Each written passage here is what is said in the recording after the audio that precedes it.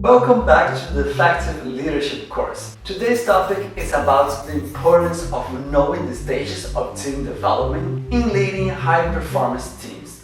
An attempt to identify the steps that a group goes through from its formation, conflict, until its dissolution. Hit thumbs up if you want more content related to leadership. Make sure you have subscribed to the channel too.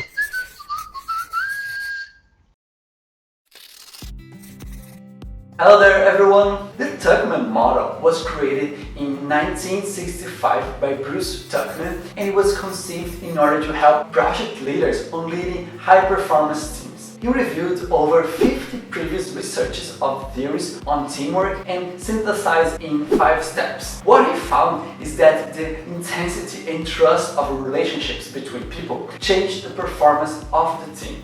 The 5 stages are forming, storming, norming, performing, and adjourning. Understanding Tuckman's 5 stages of team development model will help you as a leader to identify signs that you are entering a specific stage so that you can provide your team with the necessary tools and supports. Understanding the stages of team development. I will explain here all the steps and stages of team development, and then I will describe them with greater precision and what should be done in each one. Cool. The first stage is formation. In this step, your team is getting to know each other. They tend to be more reluctant about expressing themselves. Members are assimilating what is accepted in the group and what is not. People are getting to know each other, exploring new things and understanding how to fit it. The second stage is storming. It is at this point that the least amount of work will get done. Members begin to feel how their dependence on each other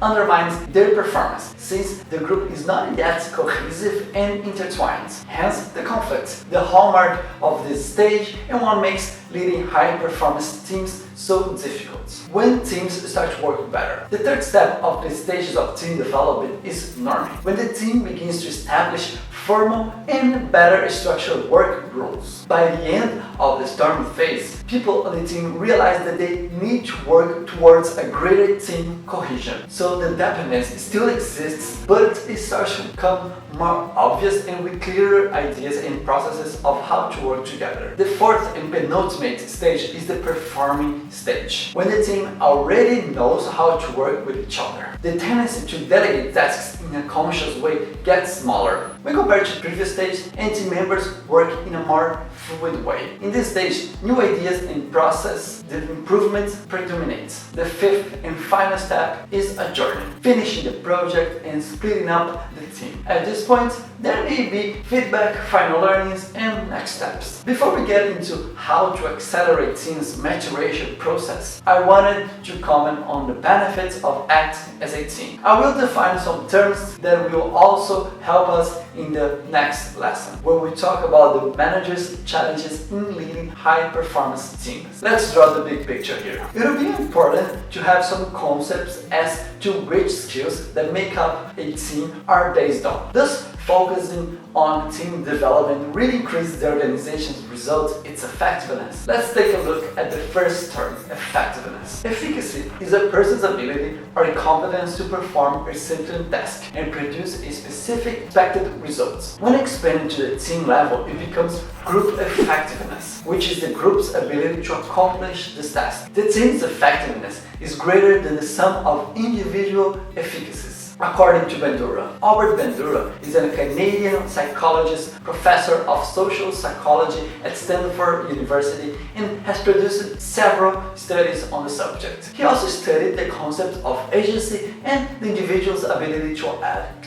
He connected these studies to talk about the team's effectiveness. Teams are composed of interdependence. There is also a concept called psychological security, condition in which the individual feels included with security to learn, comfortable to contribute, and to challenge the status quo, without the fear of feeling ashamed, marginalized, or punished in any way. This is an excerpt from a Dr. Timothy Clark's article, PhD in social sciences and author of the book The 4 Stages of Psychological Safety. In the last decade, this concept of psychological security began to call attention for its ability to predict team effectiveness, an essential concept for those who want to lead teams to high performance. This conversation about team learning has existed since 1968, at least with Chris Argyris, one of the greatest management thinkers. For you to have an idea, he created the field of knowledge called organizational development. He's professor emeritus at Harvard Business School and was named top leader by Deloitte. For him, organizational learning comes from companies that learn from their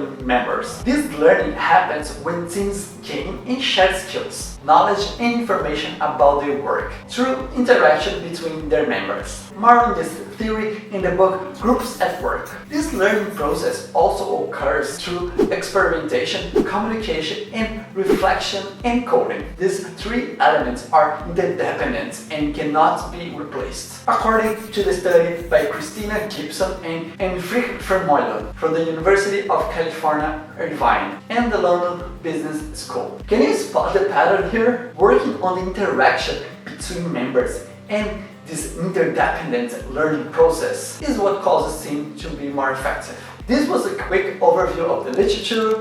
Now let's go back to practice. How to speed up the process of the stages of team development. This course on effective leadership focuses on your role as a leader in high-performance teams in the first months. While it may take months before you get your team to reach the third stage, it's extremely important that you understand each one. It's also vital to say that this structure is not linear or easily identifiable. People may have different views on the stages the team is currently at. In addition, it's worth mentioning that when members leave the team as a whole recedes in the process, especially because the new member will go through all the stages. New rules will have to be set into place and the like. Now let's get into how you can better understand and work at each stage of the team building stages. The first moments of your team, its formation.